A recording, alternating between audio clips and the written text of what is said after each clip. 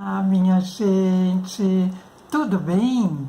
Cá estamos nós novamente. Mais um momento em que a gente pode se encontrar e refletir sobre algumas coisas.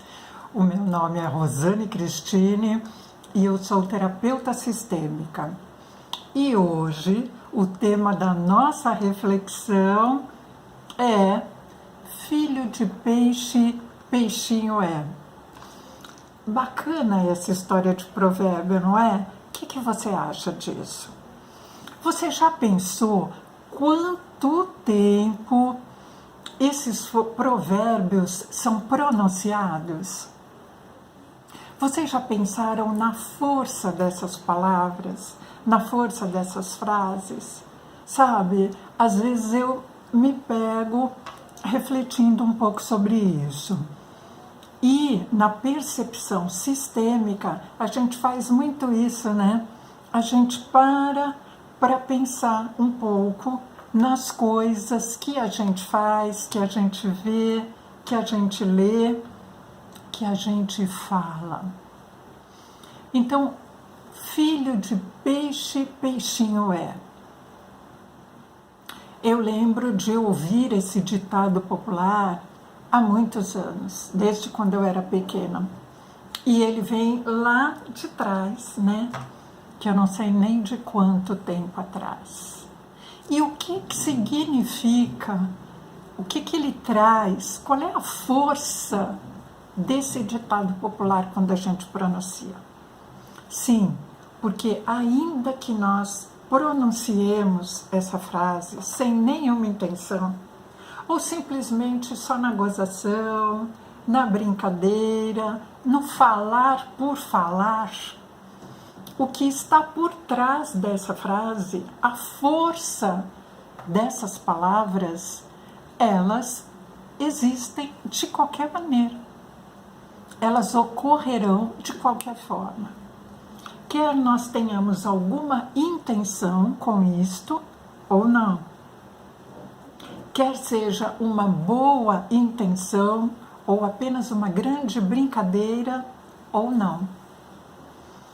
Filho de peixe, peixinho é. Me parece, vejo que você percebe, a mim parece que quando eu falo isso eu estou fazendo uma comparação. Desta maneira eu vejo. O peixe e o peixinho, e o filho deste é assim como este. Eu estou dizendo isso, eu estou afirmando. Os provérbios são afirmações.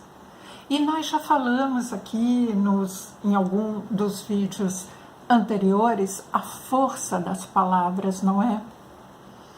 Porque a força daquilo que eu não vejo é o que nós vamos conversar nesse canal, né? É o sentido desse canal, é o sentido do meu encontro aqui com vocês.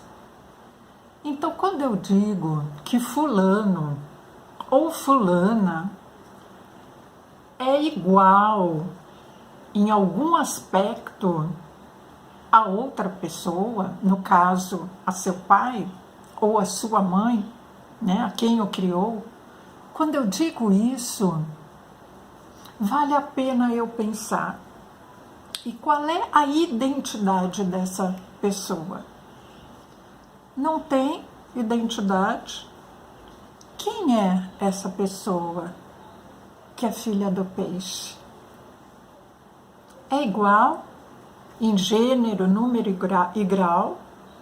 Então, se é igual, não é ela mesma? E vocês sabem que é muito bacana a gente pensar sobre isso, porque a identidade, ela se faz de várias formas, né? Pode ser pelo parentesco, pode ser pelo fato de ter uma identificação na aparência física, não é? Ou no temperamento, né? Nas expressões verbais que a pessoa utiliza. E quando os meus olhos veem essa identificação acima de tudo, né, como um slogan para essa pessoa, digamos assim, com isso eu consigo apagar quem é essa pessoa originalmente. Vocês já pensaram sobre isso? Vocês percebem isso? Com gêmeos, por exemplo, né? A gente pode citar como exemplo, principalmente gêmeos idênticos, é muito fácil isso acontecer. Né? Tem filhos que têm no sobrenome o Júnior. Então ele tem o nome igualzinho a quem veio antes dele, acrescentado no final, o Júnior, ou filho, ou a filha. Então vejam que aqui nós não vamos fazer julgamento sobre certo ou errado. Longe de nós esse tipo de percepção, não é? Mas vamos refletir um pouco sobre a força dessas coisas. O que fica impregnado dessa situação? Quando ela é muito forte, quando ela é veemente, quando ela predomina. Se a gente não tomar cuidado e olhar a aparência e não a essência, a gente simplesmente acaba com a essência da pessoa. E mais do que isso, a própria pessoa, ela vai assimilando tudo isso que vai acontecendo, todas essas sensações que vêm de fora, né, para ela, e ela cria essa verdade sobre si mesma, de que o original dela, ela não consegue perceber, ela não consegue reconhecer. Né? E como que fica a vida de quem não se reconhece individualmente? Pensa um pouquinho nisso. Como é que fica a vida de quem não consegue perceber quem ela é, suas potências, suas dificuldades, aquilo que é dela originalmente, independente dela ter uma aparência física com alguém. E esse tipo de percepção superficial faz muito facilmente com que nós excluamos pessoas, com que nós tenhamos atitudes, comportamentos depreciativos. Aqui a gente fala, a gente dá um certo destaque para a terapia comunitária como base de fundo, né, para minha formação, que eu já apresentei para vocês, mas tem a questão da terapia comunitária, mas a gente tem fundamentalmente a constelação familiar e as barras de Axis, não é? Eu também falei para vocês sobre a mediação, também tem a questão das práticas do CNV, né, que eu penso que eu nem mencionei anteriormente, mas que tem a ver com a percepção sistêmica também, né, que é a comunicação não violenta.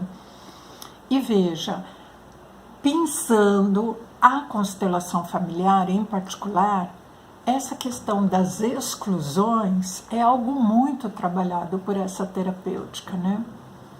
Porque muitas pessoas acabam não conseguindo lidar com a vida de uma maneira saudável, digamos assim, conseguir seus objetivos, né? Na família, no trabalho, emocionalmente, né? Nas relações, nos estudos, por N motivos. E a questão da exclusão, do não se sentir pertencendo por algum motivo, não é nem que alguém faça propositalmente. Pode ser propositalmente, né? Porque alguém que tinha um vício ou um comportamento, uma atitude, tomou uma atitude que não foi vista com bons olhos, né? E a pessoa foi excluída daquele ambiente familiar.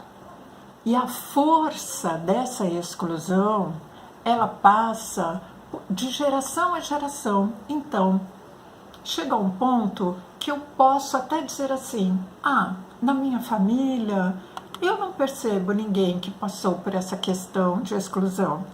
Por exemplo, eu posso dizer, não tive mãe solteira nenhuma na família, não tive ninguém que se separou numa época em que ser desquitada era muito difícil de lidar com isso, né? A mulher era muito marginalizada, mal vista. Não tive usuários de droga. Não tive, de repente, nenhuma pessoa da minha família que teve conflito de gênero. Vamos supor que na família de alguém não tivesse ou não tenha nada disso. Vamos supor que isso exista.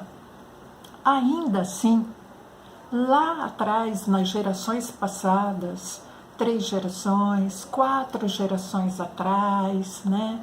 5, 6, 10 gerações, se alguma coisa assim aconteceu de uma maneira muito violenta, demarcada, né, que ficou isso, que foi difícil para aquelas pessoas naquele momento lidar, as gerações seguintes carregam essa, vamos dizer assim, essa imagem, essa lembrança dentro de si. A gente pode dizer, para ficar mais fácil, que carregam em sua alma. Vamos falar assim? Porque fica mais fácil e aqui a gente não há nenhuma pretensão religiosa também, vocês sabem disso, não é? Então, a ideia é simplesmente a gente refletir internamente, liberado de qualquer preconceito, qualquer julgamento e qualquer imposição externa, se é que isso é possível para você. Esse é o exercício, né? Então, imaginando quantas coisas possam ter acontecido no nosso meio familiar, com pessoas que passaram por guerras, por violências, por preconceitos, por exclusões, imaginem o que a gente traz dentro da gente. E de repente a gente se depara com esse provérbio: filho de peixe, peixinho é. Se nós já tínhamos dentro de nós um embrião, vamos dizer assim, uma marca embrionária, evidente de algo que já aconteceu e marcou e separou e provocou conflitos intensos entre pessoas do nosso grupo de antepassados. Imaginem quando eu me deparo com um ditado popular como esse que reforça essa situação. Fora tantos outros estímulos que reforçam esse tipo de coisa e que estão no nosso meio, né, gente? Porque estímulo a gente tem o tempo inteiro. O tempo inteiro. Cada geração tem seu estímulo, não é? A questão do cigarro como estímulo de poder, de independência, de liberdade, nós já vivemos isso. Hoje, a gente vive numa época que o mesmo cigarro traz conotações opostas. Não é interessante isso? A humanidade, a convivência, a sociedade, ela faz e desfaz regras o tempo inteiro. O tempo inteiro. alguma coisa que pode ser muito importante num determinado momento, em outro momento não é mais. E quem não viveu isso, essas diferenças, digamos assim, ou até contradições, se a gente não fizer os filtros adequados, né? A gente pode entender como contradições também. Quem não viveu tudo isso acaba ficando meio perdido e não conseguindo muitas vezes reconhecer a força de tudo isso. Então, quando a gente pronuncia determinadas palavras, sejam elas quais forem, e essas em particular, porque nós vamos ter um momento aqui no canal que nós vamos falar de diferentes ditados populares. Eu acho maravilhoso os ditados populares. E melhor ainda poder estar falando aqui com você sobre isso. Mas, muita atenção quando você, ao pronunciar essas palavras, dita uma regra.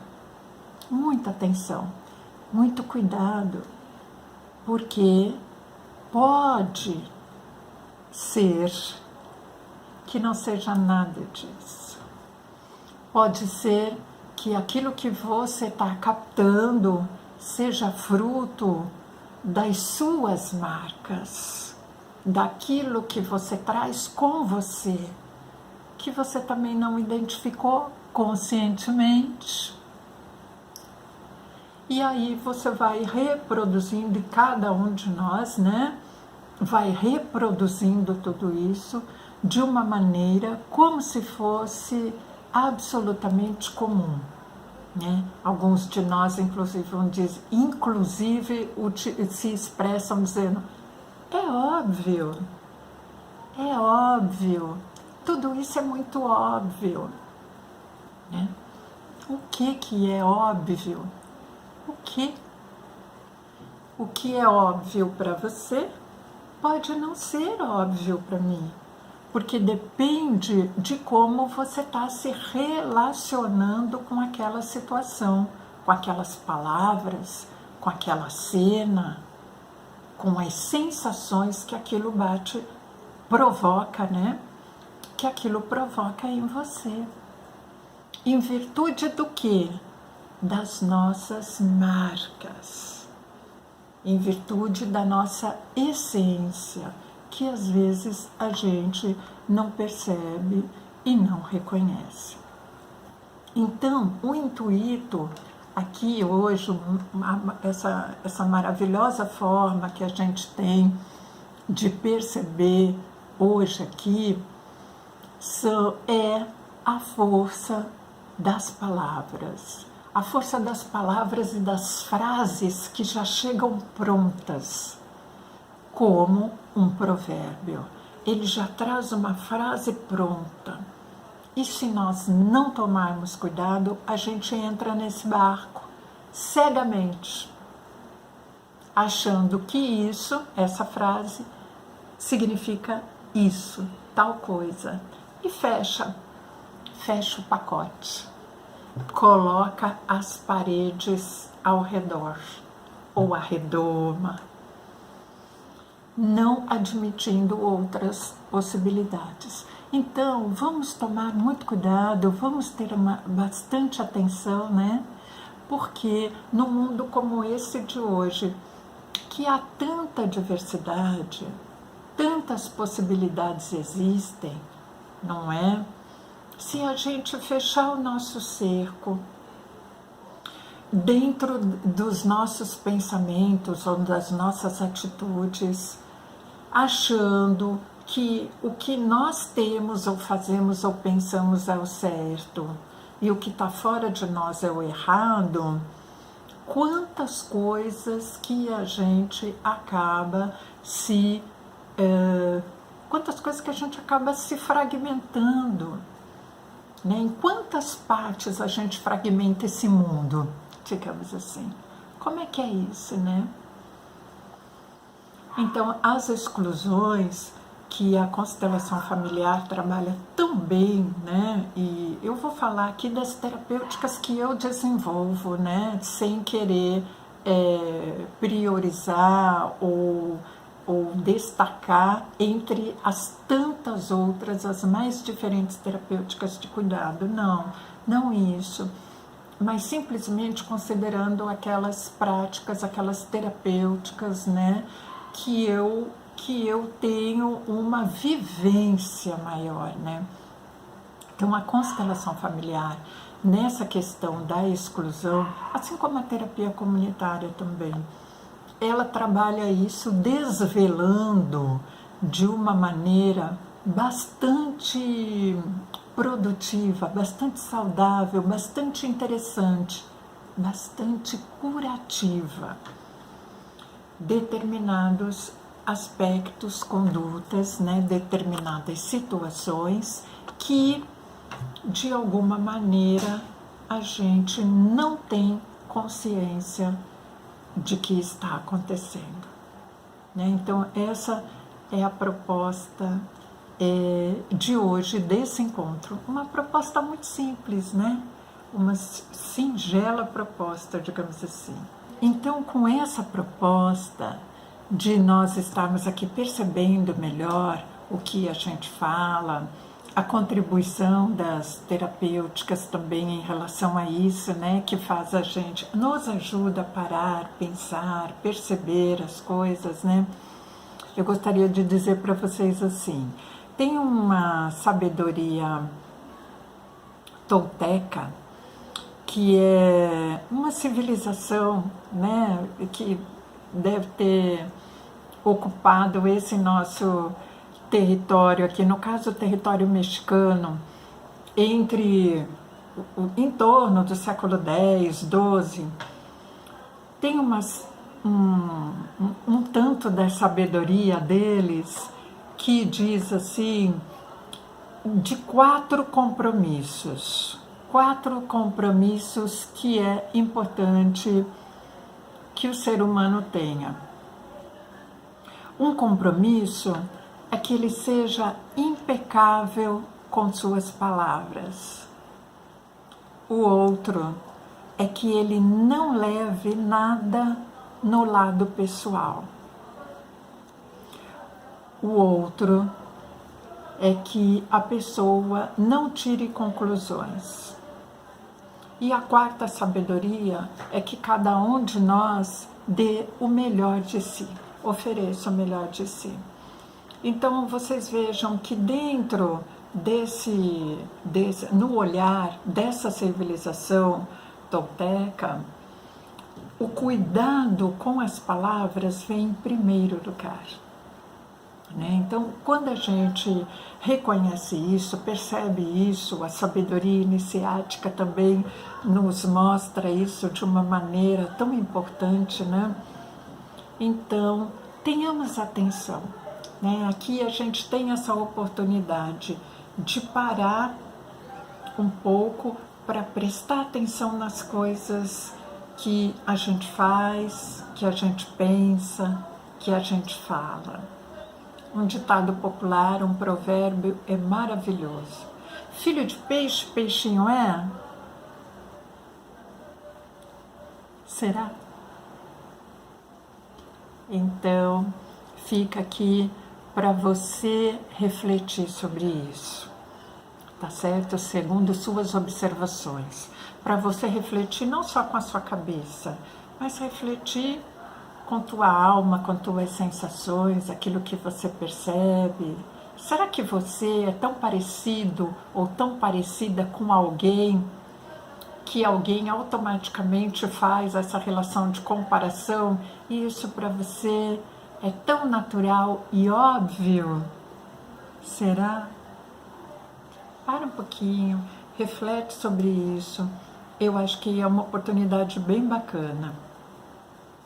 E para estar encerrando essa nossa conversa, eu gostaria de poder citar para vocês só um trechinho de um maravilhoso escritor, educador, pessoa humana que já não está mais entre nós, mas que para mim ele tem revelações, ele faz revelações maravilhosas, né? Grandiosas, que é o Rubem Alves.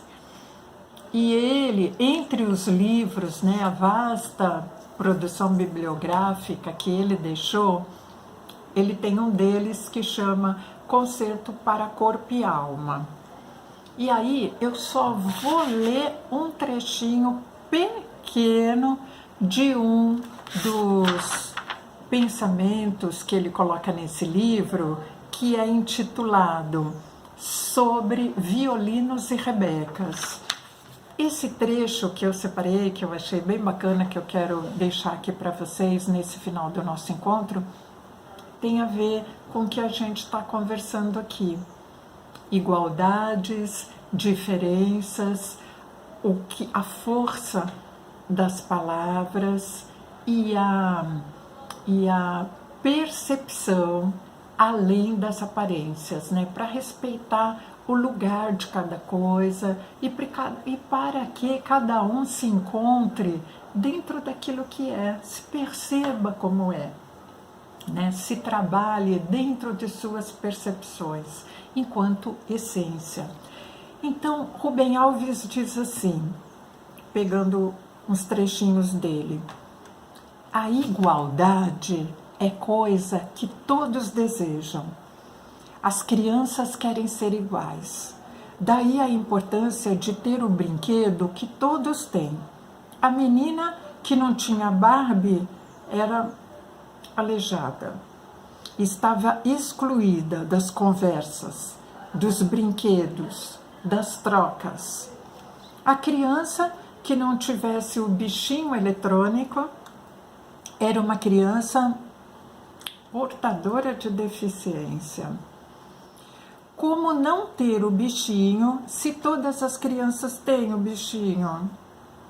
Os pais compravam o bichinho, mesmo sabendo que ele era um idiota, para que o filho não sentisse a dor da exclusão.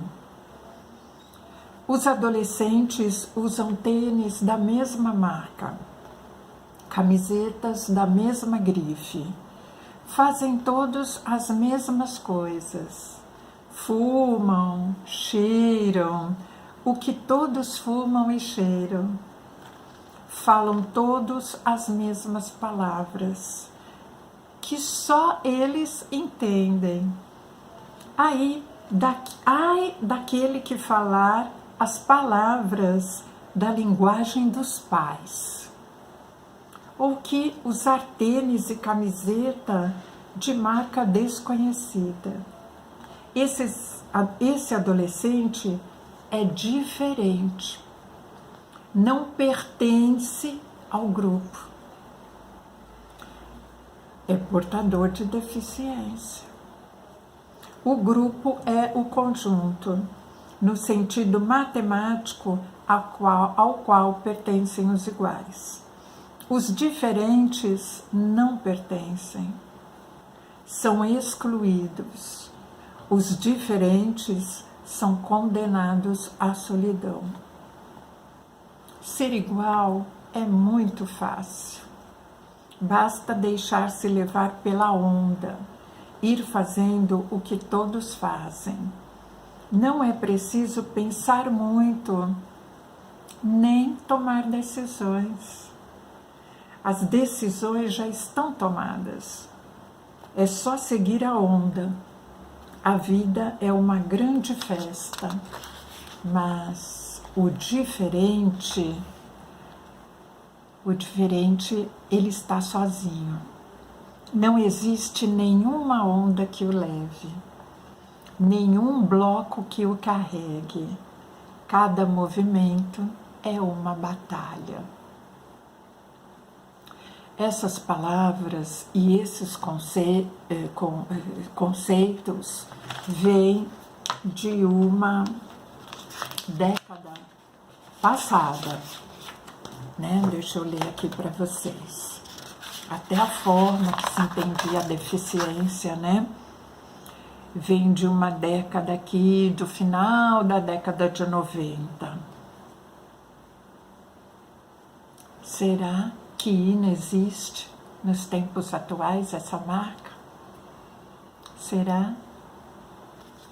Então, eu gostaria de deixar você com essa reflexão e a gente se encontra num próximo momento. Prazer imenso estar aqui com vocês. Grande beijo. Tchau, tchau.